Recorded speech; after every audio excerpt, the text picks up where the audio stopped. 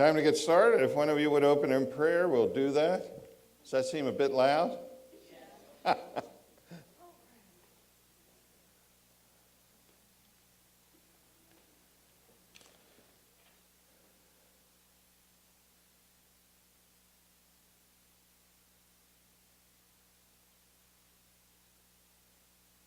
thank you for this day you've given us. Thank you for the message, God. We thank you for this opportunity to come and learn about you, about your institution of the church, God, and how we are to act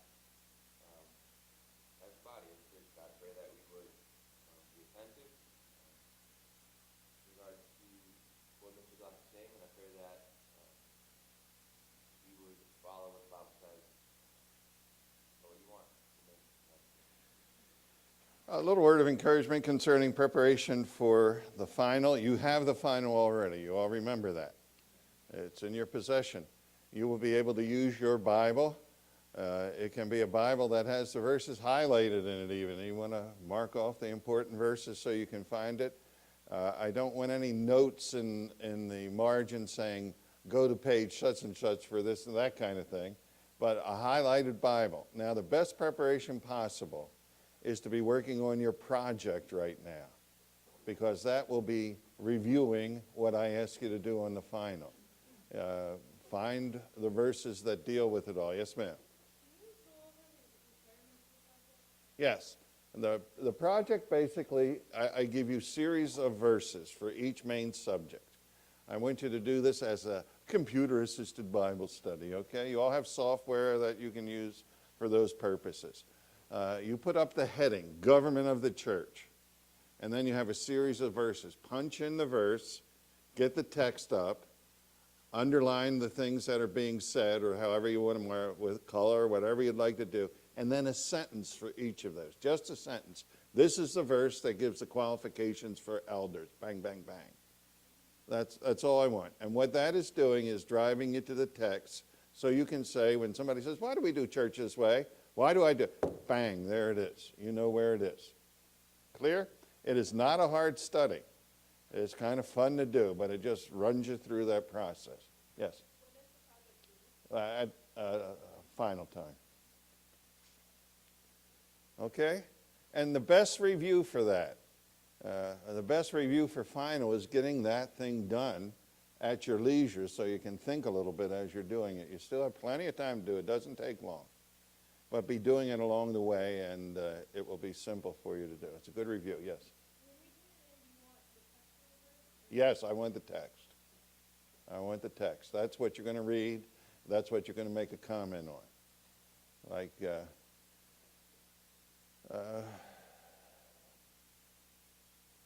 the baptism accounts. There'll be a whole series of those. The Philippian jailer was baptized immediately upon confession, that kind of thing. Yes, ma'am.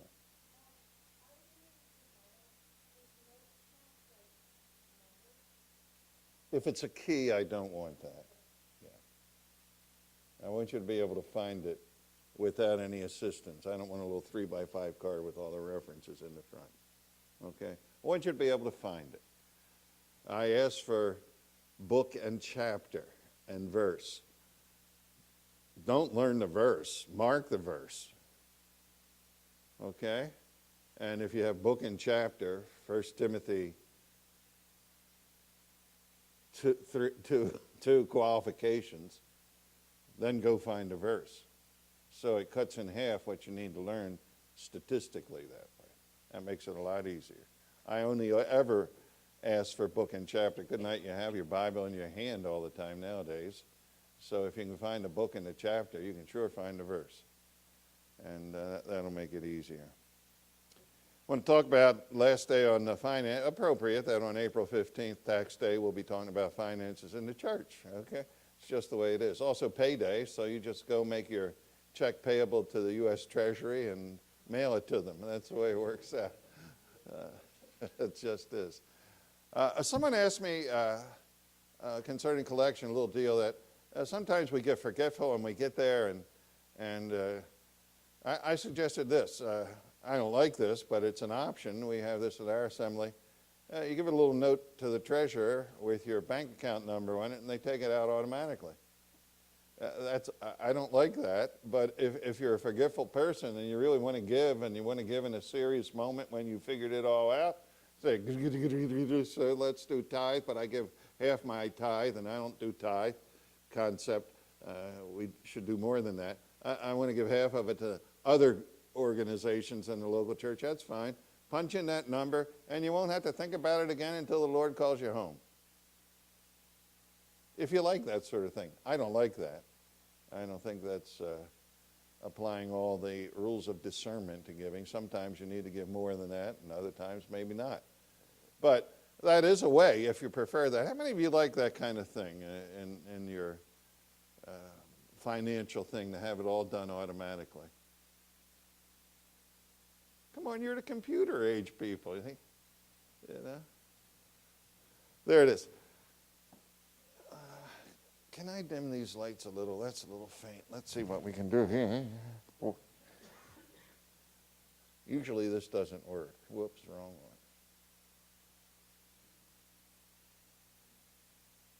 That's better, isn't it? Will that get you all asleep in a minute? I haven't gotten the... Are the front lights on this? Spotlights, overheads?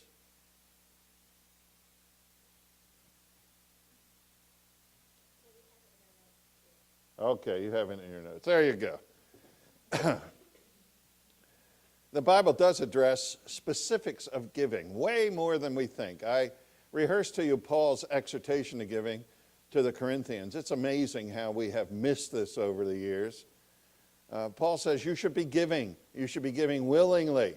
You should be giving uproariously, hilariously, happily, not out of constraint, but with a cheerful spirit. One of the few verses the Apostle Paul quotes concerning from the lips of the Lord Jesus is, "It is more blessed to give than to receive." That's a nice verse, isn't it? One of the few things straight from the lips of Jesus that Paul quotes. He encourages the Corinthians to give. He takes pledges. Do you know what a pledge is? Let's do a pledge practice here. Robbie, how much will you give in the next month? $20. How much will you give, Anna? Just make a pledge. This is your aspiration. A pledge is something you have to do. That's right, yeah. 150. Is that what you said? No. Well, see, that's what Paul did. And he said, whoa, that's a wonderful. And then he goes off for a way, and he's bragging on the pledges that the Corinthians made.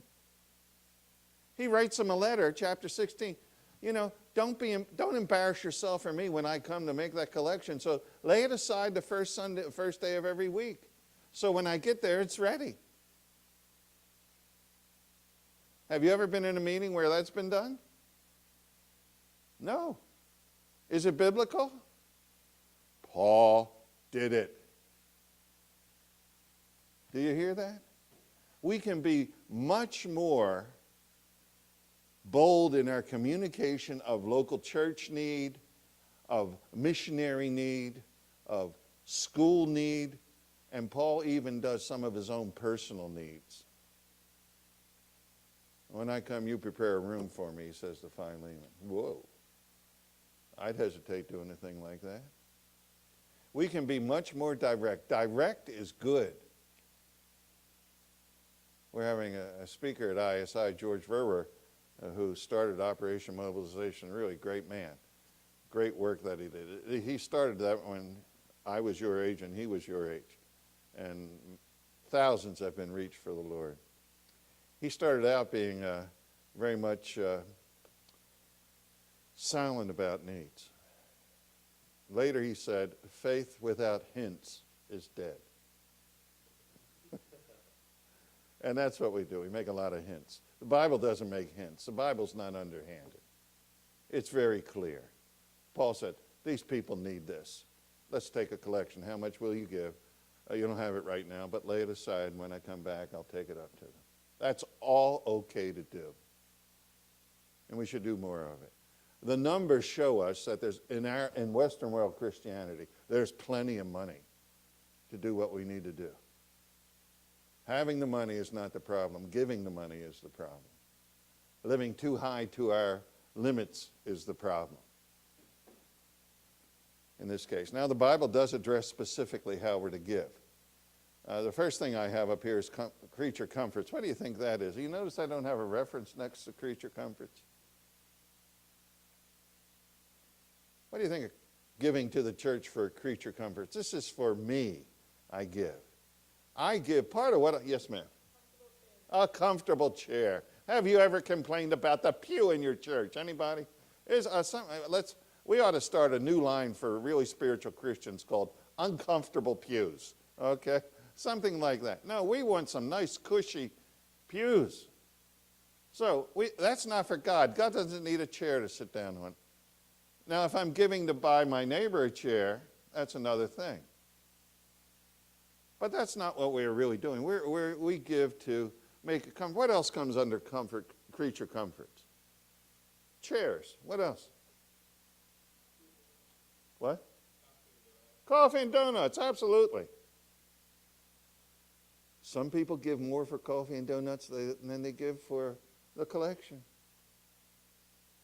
What else? We had chairs. What else? The sound system. Thousands of dollars invested in a sound system. In a room that we don't even need a sound system. You know, my living room is as big as some of those rooms. And I don't have 20 speakers and wires all over the place for that. Interesting concept, isn't it? George Whitefield spoke to thousands outside with nothing but a voice. But that's where we are. My son will say, Dad, you're a dinosaur. That's where we were. This is where we are. So I say, yeah, let's have a good sound system. Do you know something? I want to tell you a secret. There are about 1,000 buttons up there on that. Isn't it about that? 800 of them aren't even connected to anything. There aren't two people in the world that know how to use all those buttons. Isn't it the truth? It's a joke. There's our sound man right there, yeah. 2 out of how many technicians know what they're even about? Do you really? You go to different churches than I do. That's no joke. Oh, my. I was at a big conference one time of brethren. This was hilarious. And the guy up there saying, you know, I am so happy to see that we have wonderful technology. The microphones all work. The slides are working. And just then, everything shut down. And we sat there and laughed. I mean, we just can't pull it off. PBPAs or PU. That's the way it works. It's hilarious. Well, that's free. What else do we have? How many of you like air conditioning in the summer? Yeah, don't we? When air conditioning first came on the scene, you won't realize it hasn't always been here. Did you know that? Hasn't always been here. When it first came on the scene, one of the elders in Lombardy assembly I attended as a student and then as a teacher for 17 years, did a study on the use of the air conditioner in the summer when we were discussing it. There were about 5 days in the summer that were uncomfortable. And he argued, you know, that's not really a very good investment of the Lord's money. But we got it. Because that's the way we live in our homes. You have to live in a church just about the same way you do in your home. The chairs need to be about as comfortable, the air conditioning, the bathrooms, toilet facilities, very important concept. Very important. I was a janitor for 4 years in seminary. As was Dr. Fish, we had a great janitor's crew. Average education was about, there were some doctors in it too, 4 years beyond college. That was kind of neat. Cleaning, and the one thing you have to do is keep the bathrooms clean. If you keep them clean, everybody's happy. Very critical thing. Bathrooms for us. Have you noticed that? You've never met Jesus in there, have you? Never have. Never have. It's for us and for our neighbors. I'm giving for my conveniences. And until I pay my part of the heat, the air conditioning, the pews, the building, the paper towels, the snacks, all that, I'm not giving to the Lord, I'm giving to myself. So creature comforts, we have to think practically about that. Those bills come every month, and they're for us. Now, in a sense, they're for the ministry, I understand that. But it stops right here. These other things are for people. And the bulk of our money should always be going to people, don't you think? That's what it's about. So we start out with the preachers. That's a good place to start. 1 Corinthians 9:14. Shall we read these? Let's read them. We haven't read verses for a long time. Why don't you pick out each of those verses? Somebody go down the line so I don't have to ask it for 1 to 6 more times. So who's got preachers already? What's it say? That's the 1 Corinthians 9:14 passage. 1 Corinthians 8:9 is all about money. What's it say?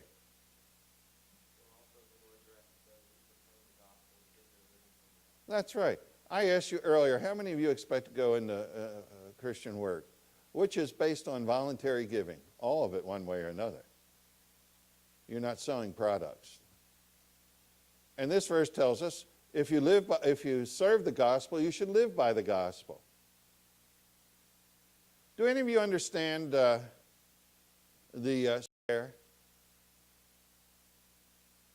living by other people's charitable interests? Any of you sense the problem with that? Can you explain it to me?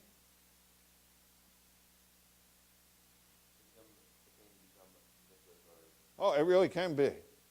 It really can be. It's really a tricky thing. When I was first a student at Mass, the teacher after whom my son is named, Dr. Woodring, said, you're preparing to go into full-time work. If people ask you to preach, don't give us the long, I got to pray about it. And he said, just say yes. If the calendar's open, say yes. If it's open legitimately, you know, you have to limit, obviously. Just say yes. One of the reasons he said that is after you have, this you will learn, after you have preached in a certain place for so many months, weeks, years, over the years, you know what they're going to give you. A pattern is established. And what he was saying is, don't give yourself time to think about that. Just say yes. That's a very good principle. Don't let the money thing cloud your responses. Do you think that's good? That's a good concept. Keep it out of your mind as much as you can. One of the games I play with myself, I'll be going away this weekend for a conference in Wisconsin. Normally, at the end of the conference, somebody will either shake your hand or give you an envelope or something like that. I play a game with myself to see how long I can go before I open up the envelope. What do you think that's testing? It's a self-given test. What do you think I'm testing? Why'd you preach? Why did you preach? Is that why? And if that's why, we got the wrong motivation. It's that simple. Now, sometimes, and I like this in brethren circles particularly, sometimes you don't get anything. Sometimes it costs you to go. That's okay too.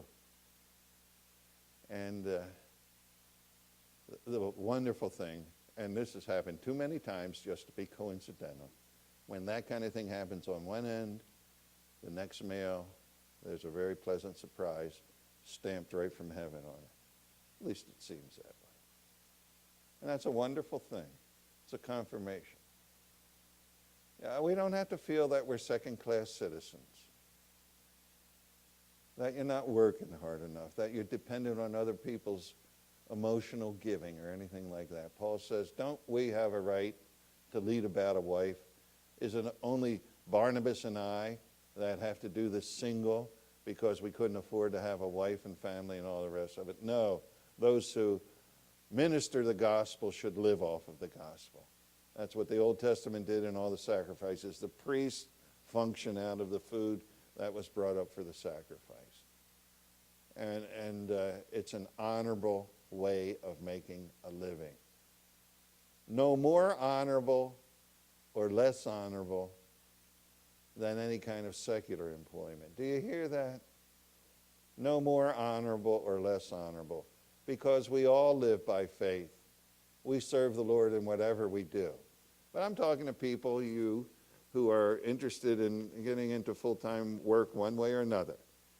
And it's an honorable way of making a living. Now you should recognize full-time work means that. There's a long story to that.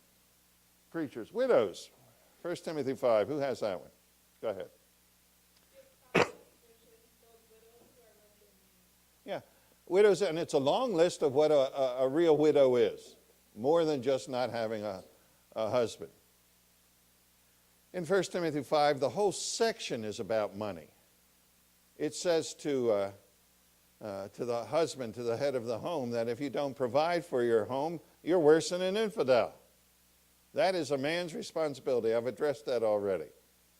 A man's responsibility to care for his wife and his children. And in that section, you have the emphasis, as we looked at, in relationship to the woman's role, as the primary responsibility of the woman is to rule the home, be a homemaker. That very word is used in Titus. Be a homemaker. That's primary role. Not so much anymore, but biblically speaking it is. Mother, homemaker, ruling the home, despot in the home. A husband's to provide for that. He's to provide for his children. That's in 1 Timothy 5. And then we come to widowhood, old age. Here's how it really works out. When you come into this world, you are totally helpless.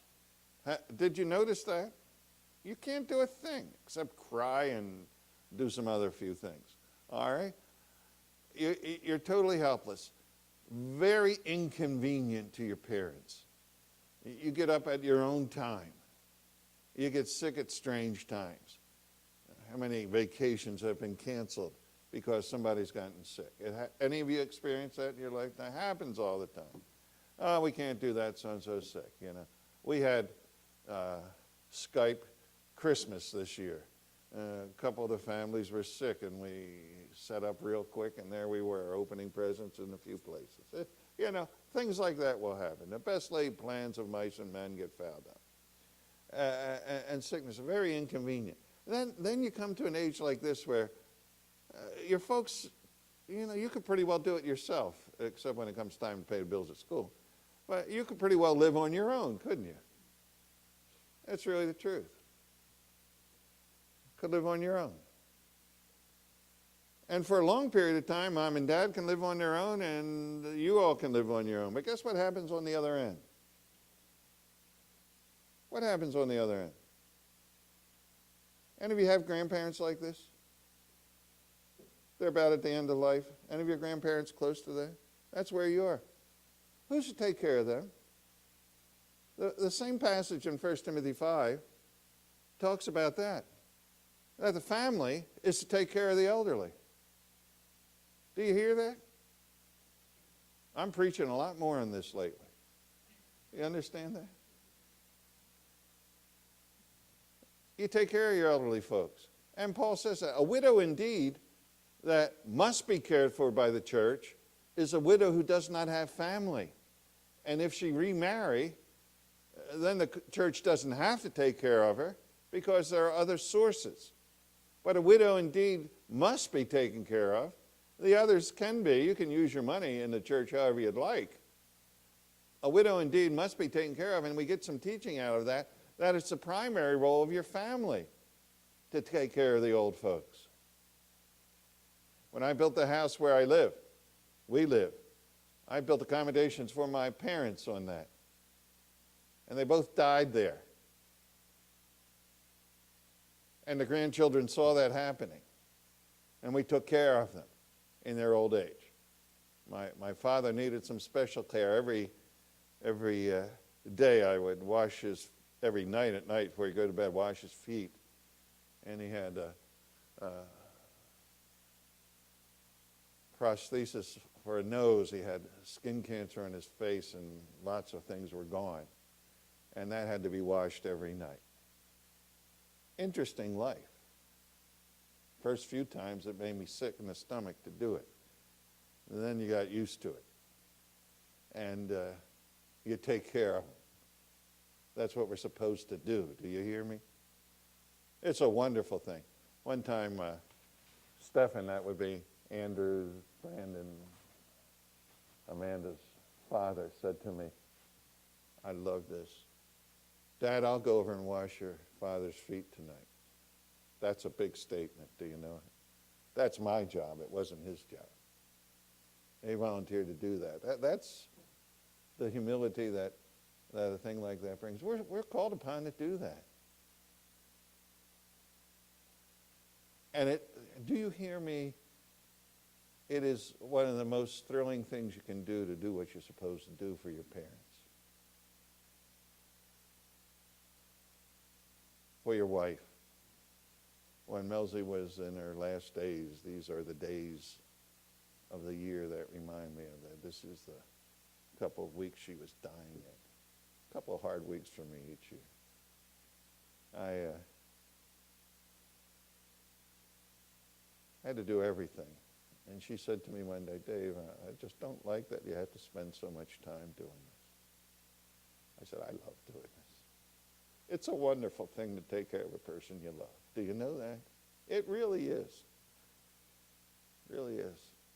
We gyp ourselves when we ship them off someplace. Let somebody else do it. The grandkids don't see what they're supposed to do. They don't see people dying peacefully in the arms of Jesus. It's a good thing to see. And the Bible addresses that. Take care of the old folks. Your parents, visit them. How many of you do work in a nursing home here? Any of you go to the nursing homes? What's it like there?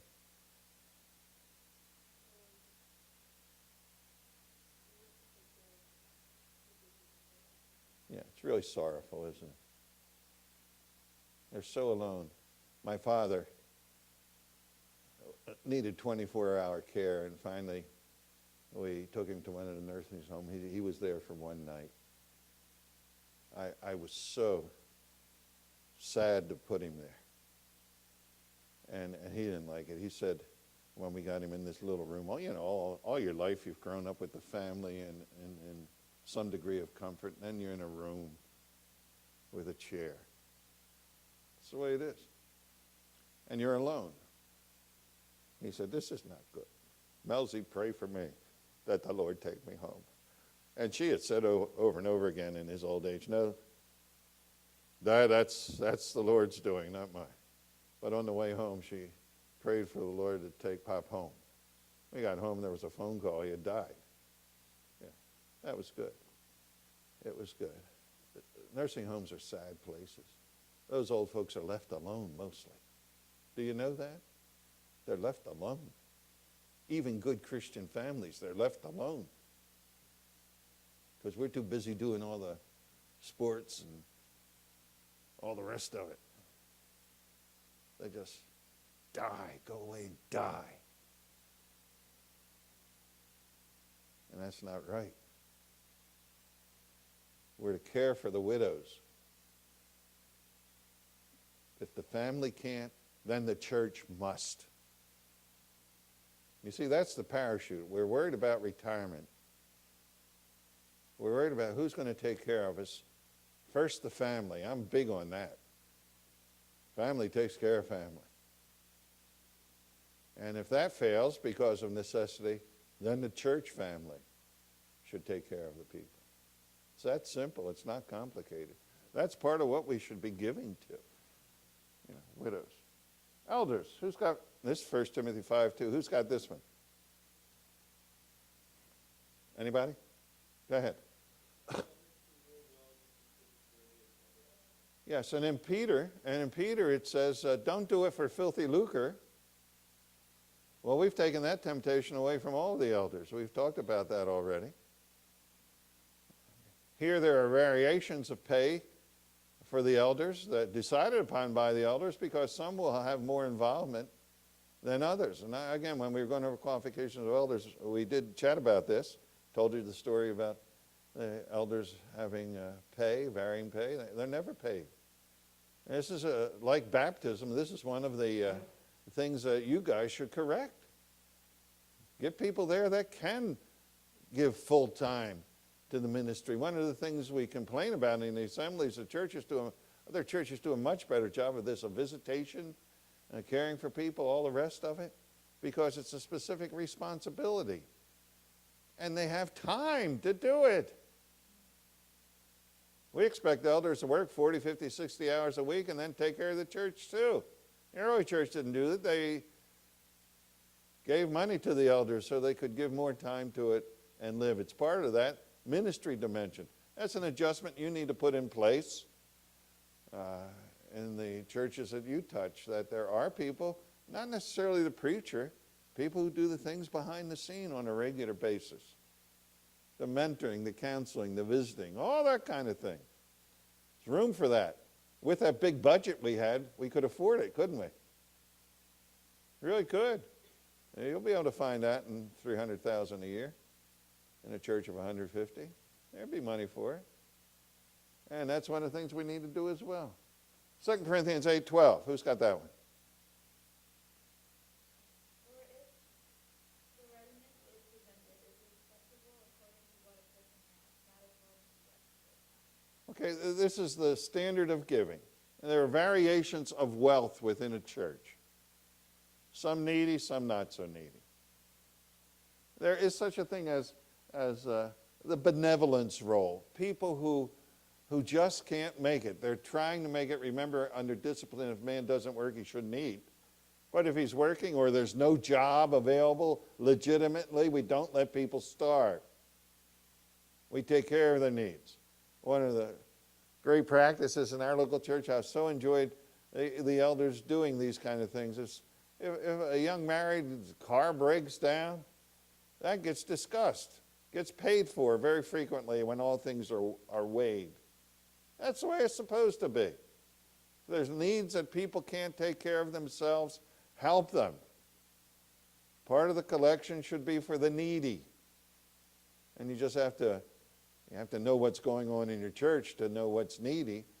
But that's part of why we give, for the needy folk in the church. Philippians 4:15. This is a great verse. Who's got this one?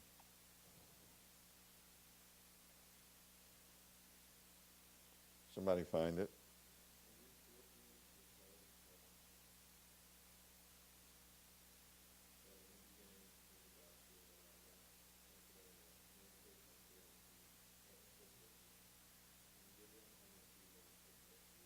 Yeah, the Philippians were the only church in Paul's history that gave more than once to him. He says that only you, in the matter of giving and receiving, minister to my needs again. Now, this is an interesting thing.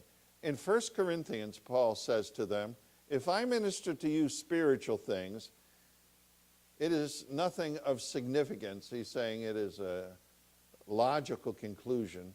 If a preacher ministers spiritual things, that you should to that person minister carnal things or money. Now, how is that different than the Philippian church sending to the Apostle Paul? What's a different principle there? Paul preaches to the Corinthians, and they give to Paul to supply his needs. Now the Philippians have sent some money to Paul time and again. He gets this one when he's in prison. What's a different principle and application there? Be good if you can pick this up yourself.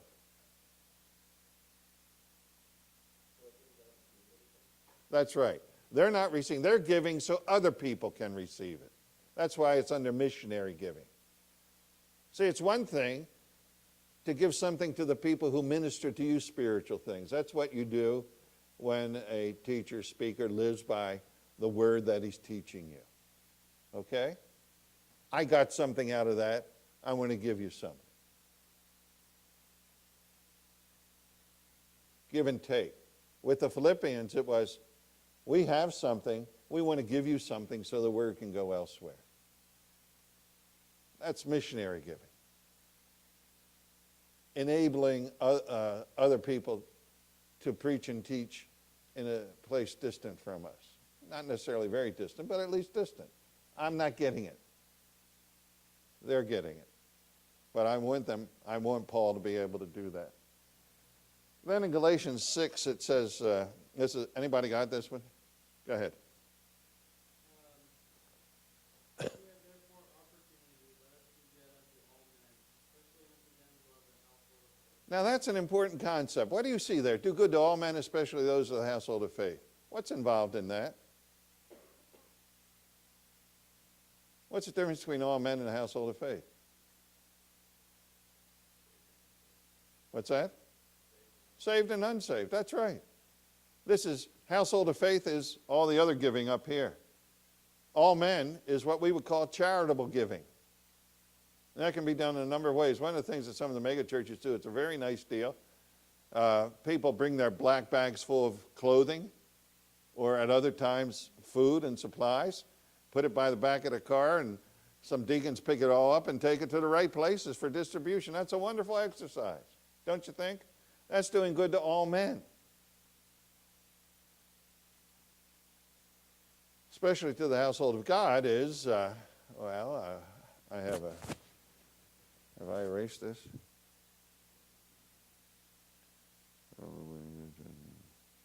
I have. Katie, as we speak, is having surgery at Mercy Hospital, having her gallbladder removed. John is standing by, hovering in the wings, helpless, but nonetheless there and praying. You know how that goes, and I will go over right after this class to hold my son's hand. How's that? Do you know what happened? The email went around to all the women of the chapel yesterday. Do you know what it said? The Glocks will be needing meals for the next 5 days. Well, do I look like I need a meal for 5 days? It doesn't look like it. But that's one of the doing good to the household of God. Taking care of people in time of need.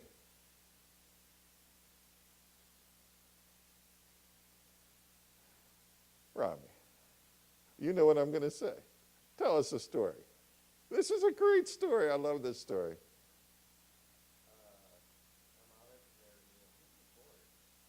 It was for our household, yeah.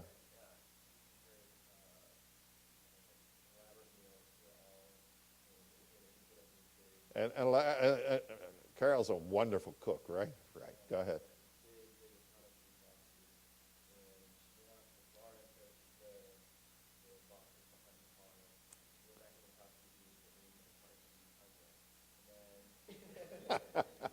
He was only 12, yeah.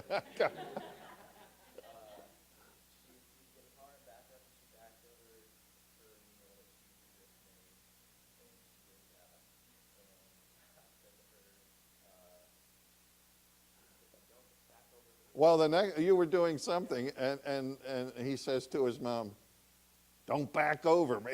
You know, it was a great line. We had Chinese food. She went directly to the House of China and brought the Chinese food. But doing good to the, hey, you get double credit for that, for what you fixed and then what you bought, you know. That works out really well. Doing good to the household of God. And that's a wonderful thing to do. In many ways, you look around and see what the needs are and help in the whole process. Now, behind this all, there is a wonderful, wonderful principle. There is, you know, one of the big debates in government right now is on our programs that are in place that we can't afford, like Medicaid, Medicare, Social Security. We're running out of money. I'm guaranteed they're telling, oh, well, we're not going to touch the old people. You guys are never going to see that stuff. It's not going to be there for you. They'll do something else, I'm sure, by then. And then we talk about retirement. The parachutes. We are good, the Lord is coming at any time people. We pre-trib, pre-rapture things. But when it comes to money, we really don't believe that. Now, this is probably something you'll have to bleep from the tape, too. Do you realize that a lot of us are going to really be supporting the Antichrist in the tribulation. With all the money in the bank accounts and stocks and all the rest of it, where there'll be no way of us using it. Do you understand what I'm saying? We're gone. It's all still here. You understand that? When it comes to the practical application of some of our doctrines, we're not real practical about it. The reason being in this regard is, well, who will take care of me? That's a question you ask yourself. When you're a little child, you ask that question, who will take care of me? What's the answer to that?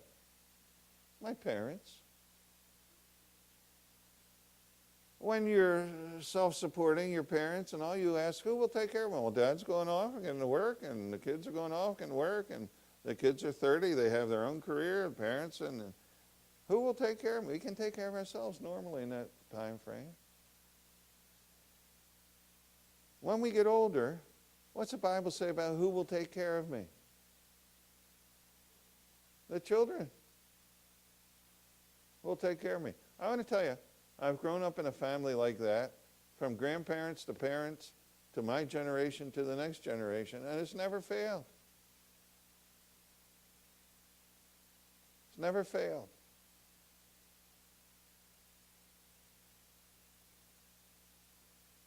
We have never had to have the care of the church. Now, how's that really work out? It works out in very functional, practical ways. When Melzy and I got married, I went to college after a Mass. I needed a degree to get to Dallas and then finish. The twins were born in Philadelphia when I was in my last year of college. And I had, you get some warning that children are coming. Have you ever noticed that? It takes about 9 months, and in 9 months I'd put enough money aside from working to pay for it, so that was okay. Didn't know we were having two. Nobody knew. Till we had them. That was an exciting time. We didn't have all the technology nowadays. I'm sitting in a room all by myself, and it's the room where dads waited in those days before you know what. And I heard some nurse say, prepare a nursery for twins. And I said, oh, somebody's having twins. Isn't that neat? And I'm the only guy in the room.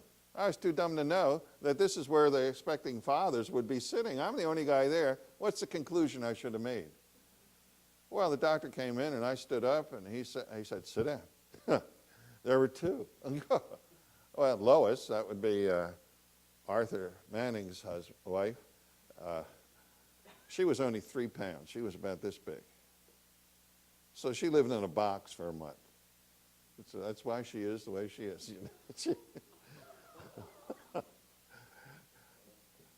That was expensive. Can you imagine? My father calls up and said, Dave, just refinance the house. Don't worry about the money. You know what that means? That means you start paying again. You get your equity out of the house. Take care of it. The other end of life, we're taking care of my mother and father. Do you see how it works? That's the way it works. It's the way it works biblically. You don't have to have a ton tied up for retirement and pleasure and playing. I don't even see that concept in the Bible. We run with endurance the race until we drop dead. Right? Isn't that what it says? Run with endurance the race that's set before you. There's no time to play for Jesus. Well, how will we be taken care of? The parachutes are built into the church and to the family. And we don't waste one copper of the Lord's money doing it that way. And that's not a popular approach. I guarantee you that's not. But the church is in trouble when it reads a stock market report before it reads the Bible. Do you know that? We're in trouble when it's that way. And all this stuff will pass away. Jesus is so clear. Lay up treasure in heaven. Peter says the same thing. That's incorruptible. So many retirements disappeared in this last recession. There's one person at the school. This is an amazing story. Someone had pledged to give so much to the school per month based on his retirement. And it all went down the tubes with the recession. He communicated to us he's working at McDonald's so he can keep giving to the school. That's good. That's right. That's a great way to be, isn't it? And that's the feel you get out of this. When Paul died, somebody could have a tattered robe, and that was about it. When my folks died, my father gave his money. He called me over one day after Mom had died. He said, "Dave, do you know how much I'm worth?" I said, "I have no idea, Dad." He said, "I have about $300 over." I said, "Well, it seems to me before you die, you need to give away $300. Then you'll be just where you belong." And he did.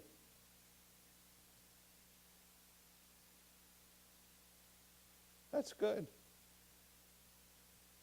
The old preacher says, "I want to give while I live so I knows where it goes." And that's the truth. That's right.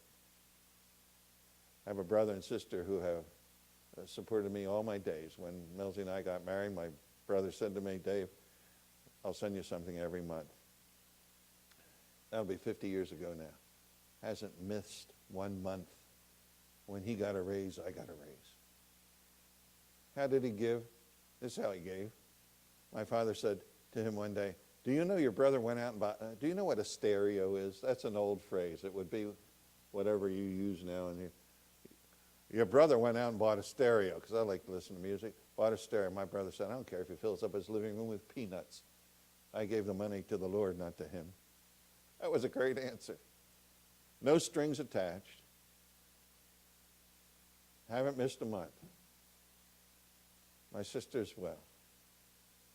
Family. Who gets rewards in heaven? For every class I've ever taught, they get as much reward as I do. That's the way God gives. Counts giving. And Paul said, "For the fellowship, you stood with me in the gospel." So the credit that Paul gets, the Philippians get. That's what he says to them. And that's how Jesus said, "Turn your money into sons of righteousness." Unrighteous mammon that's tainted in itself. Who knows where that money's ever been? It's tainted. Every copper we have is tainted with corruption. And we can turn it into something that's eternal by doing what we're supposed to with it, by taking care of our parents, by giving to the Lord's work, giving to the needy. I have particular interest in the Cancer Society. You understand? People that have touched you have a call on your money. That's just the way it is. And the Bible is so clear in it.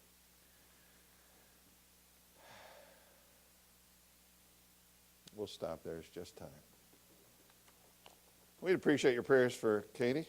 This is not theoretically a very serious thing. Gallbladder, they go in with a little roto-rooter and take it out. If all goes well, she should be done in a half hour. But there it is.